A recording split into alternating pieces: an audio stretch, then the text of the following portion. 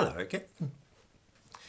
I'm guessing that I'm not the only person in the last few months to have telephoned some organisation or public body only to be told that there are delays in answering due to COVID. I'm advised to try their website, which never seems to have the information which I'm seeking, or to wait patiently because they are experiencing a high volume of calls.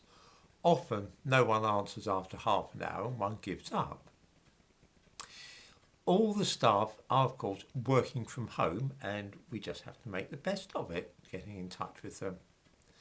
They say that nothing lasts like the temporary, and I fear that those optimists who think that things will eventually get back to normal are deceiving themselves.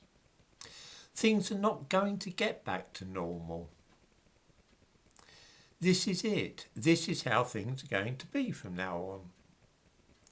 You're not going to be able to go trotting off to the doctor again for a face-to-face consultation. Why should doctors want to go back to that system again, having their waiting rooms full of sick people and having to see them in person? There's no advantage to them from this. Much better to make them send an email or text. What if they have a nasty spot which might be skin cancer? Get them to send you a photograph taken on their mobile, of course. If all else fails, you can always use Zoom, but that really is a waste of your time.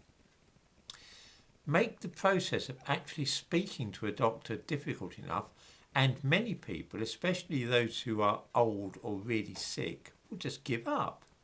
Result: sometimes a simple event like a pandemic or even a spell of cold weather has the effect of altering things for good.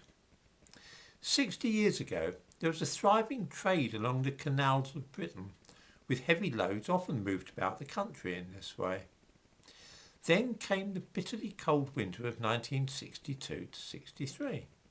From Boxing Day 1962 to Easter 1963, the temperature did not really rise above freezing point.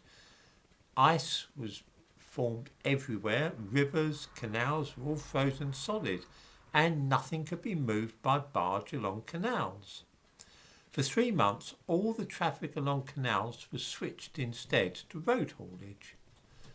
When the thaw came in April, everybody had lost interest in using canals, and that was the end of canals as a means of transport for heavy goods. Something similar is happening right now, with many organisations finding that the way they had been operating was hopelessly old-fashioned and inefficient. Why have people actually answering telephones like in the old days? Let them use the internet instead. I spoke yesterday to a young woman of my acquaintance who sometimes asks my help and advice with her daughter, who had just turned 2. At this age, all children in the country are checked for their development. This way, those who are not speaking can be picked up and referred to a speech therapist.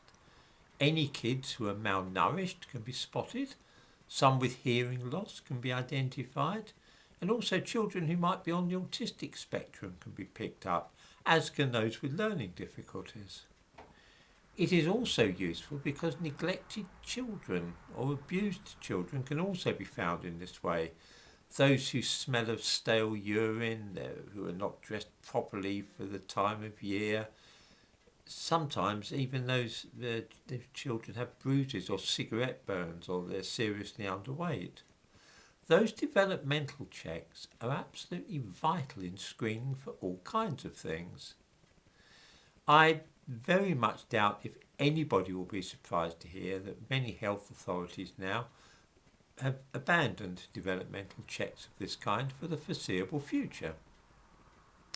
Some mothers have been offered Zoom calls, but these are utterly useless. If you have a child in the room with you, it's easy to check for hearing loss. You simply hold a little bell behind the kid's head and ring it. If the child turns round, then you know at least that he or she is not profoundly deaf. As it happens, I've already done this with the child whom I've been seeing, but you can't do this during a Zoom call. You actually have to be there in person. Nor can you weigh a child, check their skin, look out for signs of autism, get them to build a tower of bricks, see whether or not they smell, or anything else much. You can see the advantages of this system though for those running clinics. Nobody likes to see their workplace full of mothers and their screaming kids, many of whom dribble, produce snot endlessly or smell funny. Even at the best of times, you need to order vast quantities of industrial strength disinfectant to mop the premises down at the end of the day's work if you deal with the under fives. Now, you need not actually come into physical contact with the families anymore. It's an attractive idea. This all has the potential to generate the most awful problems at schools in a few years. These will range for children who are deaf or unable to talk and have not been seen before in person, to those with autism and severe learning difficulties.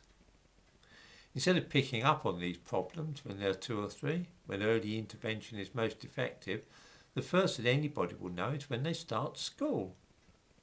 This has the potential to disrupt the education of an entire reception classes, as teachers have to start trying to identify and diagnose various deficits and syndromes, while at the same time providing an education to the rest of the class. Many children who are the victims of abuse are simply going to be missed without those developmental checks. We've seen 1 or 2 cases of small children killed during lockdowns. That's absolutely nothing to what we're going to see in the future. Those developmental checks pick up an awful lot of trouble, and it's possible to nip it in the bud before it gets to the point where a child has been starved or beaten to death. For many professionals, COVID has been an absolute godsend, as it has enabled them to disconnect entirely from the public and avoid meeting people in real life at all. They have no motive for going back to the situation which once existed, where they had to seal these people, both adults and children, in person. Anybody who thinks that doctors, health visitors, speech therapists and so on will one day go back to the old way of doing things has no understanding of human nature.